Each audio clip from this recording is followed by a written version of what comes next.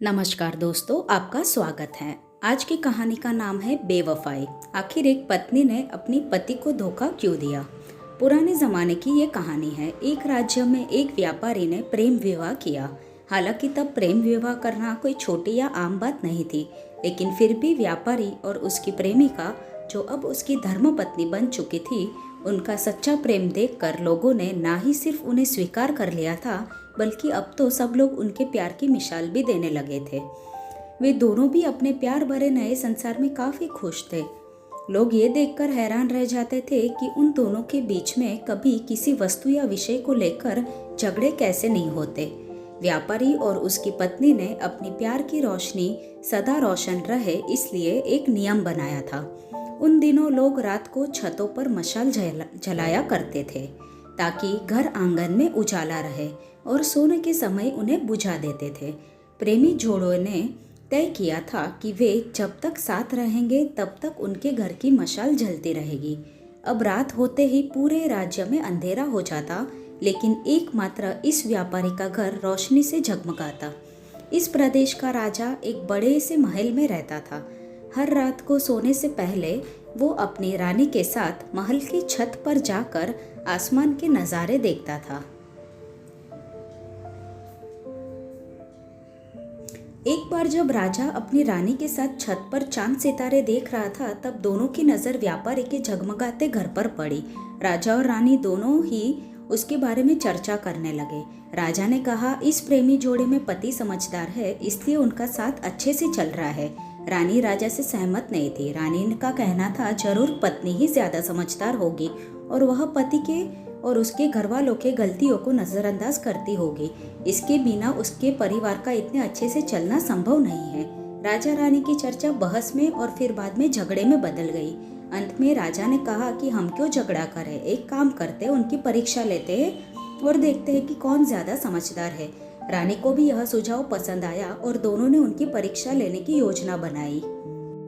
अगले दिन योजना के मुताबिक रानी ने व्यापारी के घर एक स्त्री को भेजा। वह स्त्री व्यापारी के पास गई और उससे बोली कि मैं तुम्हारे लिए रानी का एक संदेश लाई हूँ। वो स्त्री संकोच करते हुए व्यापारी से बोली कि रानी को तुम बहुत पसंद आ गए हो। तुम अपनी पत्नी को छोड़ दो या उसकी हत्या कर दो तो रानी तुमसे शादी कर लेगी। महिला की इस बात सुनकर व्यापारी को गुस्सा आ गया, लेकिन उसने अपने गुस्से पर काबू रखते हुए उस महिला से कहा कि ऐसी 1000 रानियां भी आ जाए तब भी मैं अपनी पत्नी को धोखा नहीं देने वाला। तुम मेरी तरफ से रानी से माफ़ी मांग लेना और कहना ऐसा प्रस्ताव दोबारा ना भेजे। उस स्त्री ने व्यापारी ने जो कहा था वह बात राजा और रानी को जाकर बता दी। व्यापारी का ऐसा जवाब सुनकर राजा खुश हो गया, क्योंकि राजा जैसा सोचता था व्यापारी उतना ही समझदार निकला। अब व्यापारी की पत्नी के परीक्षा की बारी थी। राजा ने एक आदमी को उसके पास भेजा। आदमी ने व्यापारी की पत्नी से कहा, राजा को तुम पसंद आ गई हो। राजा ने कहा है, अगर तुम अपने पति को मार देती हो तो वो तुम्हें उनकी रानी बना लेंगे। आदमी की बातें सुनकर पहले तो व्यापारी की पत्नी कुछ भी नहीं बोली। जब आदमी वहां से जाने लगा तब पीछे से व्यापारी की पत्नी ने कहा कि आज रात को जब मशाल बुझ जाएगी तो समझ लेना कि मैंने अपने पति की हत्या कर दी है।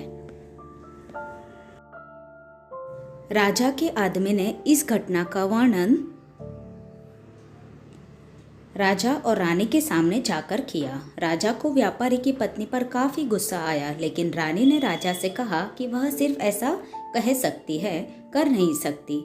आखिर वह उसकी पत्नी है और प्रेमिका भी। राजा ने तय किया कि व्यापारी को खतरे में नहीं डालना चाहिए, इसलिए राजा ने अपने कुछ सिपाहियों को आदेश देकर उसके घर के पास खड़ा रहने के लिए कहा। राजा ने उनको समझाया कि जैसे ही व्यापारी के घर की मशाल बुझे तो तुरंत उसके घर में घुस जाना और व्यापारी को बचा लेना। रात होते ही राजा और रानी अपने महल के छत पर आकर व्यापारी के घर की तरफ देखने लगे। आधी रात हो गई, लेकिन कुछ भी नहीं हुआ। रानी राजा से कहने लगी, देखा, मैं कहती थी ना कि वो सिर्फ कह सकती है, ऐसा कर नहीं सकती। रानी ने यह शब्द कहे ही थे कि राजा ने देखा कि व्यापारी के घर की मशाल अब बुझ चुकी थी। राजा को व्यापारी की चिंता होने लगी। थोड़ी देर बाद राजा के वह सिपाही जो व्यापारी की सुरक्षा के लिए वहां खड़े थे, राजा के पास आए और उन्होंने व्यापारी की मौत की खबर सुनाई। राजा ने कहा, तुम्हारे होते हुए व्यापारी कैसे मर सकता है? सिपाहियों ने कहा कि उसकी पत्नी ने दिन में ही जहर दे दिया था और रात को पति के मरने के बाद उनके घर की मसाल बुझाई, इसलिए हम कुछ भी नहीं कर पाए। राजा को इस घटना से न सिर्फ व्यापारी की पत्नी से बल्कि औरत जात से ही नफरत हो गई। व्यापारी की पत्नी के बेवफाई के विचार उसे पूरी रात आते रहे। राजा उस रात एक भी मिनट नहीं सो पाया। राजा को इस बात का काफी पश्चाताप हुआ कि उसकी वजह से व्यापारी को अपनी जान गंवानी पड़ी। सवेरे राजा ने अपने एक मंत्री को बुलाया और उसे आदेश दिया कि मैं शिकार पर जा रहा हूँ, जब तक मैं लौटूंगा इस प्रदेश की सभी महिलाओं को गला काटकर मार देना। राजा का ऐसा आदेश सुनकर मंत्री ने राजा को काफ़ी समझाया, लेकिन राजा उसकी एक भी बात सुनने के लिए तैयार नहीं था और राजा ने उसे धमकी दी कि अगर तुमने यह काम पूरा नहीं किया तो सबसे पहले मैं तुम्हें ही मौत की सज़ा दे दूंगा। राजा के शिकार पर जाने के बाद मंत्री काफ़ी चिंता में डूब गया। जब मंत्री को कुछ भी समझ नहीं आ रहा था तो मंत्री सीधे अपने पिता के घर गया, जो पहले राजा के पिता के यहाँ मंत्री रह चुके थे और काफ़ी समझदार थे। मंत्री ने अपने पिता को सारी बात बताई। बेटे की बात सुनने के बाद उसके पिता ने उससे कहा कि सबसे पहले तुम कहीं छुप जाओ, क्योंकि राजा जब लौटेगा और देखेगा कि तुमने उसका हुक्म नहीं माना है तो वो तुम्हें सजा देगा। मैं देखता हूँ किसी तरह राजा को समझाता हूँ। रात को जब राजा लौटा और उसने देखा कि उसके प्रदेश की सभी महिलाएं पहले की तरह ही अपना काम कर रही है, घूम रही है, तो उसे मंत्री पर बहुत गुस्सा आया। हर जगह तलाश करने के बाद जब मंत्री कहीं नहीं मिला तो राजा सीधे मंत्री के पिता के घर पहुंचा। राजा ने मंत्री के पिता से मंत्री के बारे में पूछा। मंत्री के पिता ने राजा को शांत करने के लिए पानी दिया, बैठने के लिए कहा और बाद में राजा से पूछा कि आप क्यों सभी महिलाओं को मारना चाहते हैं। राजा ने व्यापारी वाली पूरी कहानी मंत्री के पिता को बताई। मंत्री के पिता ने राजा से कहा कि आपने जो फैसला लिया है मैं उसे सही या गलत नहीं बता रहा हूँ, लेकिन मैं जो एक छोटी सी कहानी जब मैं मंत्री था तब मेरे साथ घटित हुई है वह मैं आपको सुनाता हूँ, और उसे सुनने के बाद आप जो भी फैसला करेंगे वह हम सब मान लेंगे। मंत्री के पिता ने कहा, एक दिन मैं जंगल से गुजर रहा था। अचानक एक नकाबपोश घोड़े पर सवार होकर आया और मुझे बंदी बनाकर घसीटते हुए कब्रिस्तान लेकर गया। वहाँ मुझे एक कब्र के पास ले आया। वहाँ पर पहले से ही एक कब्र खुदी हुई थी और एक सर कटा आदमी उस कब्र में था।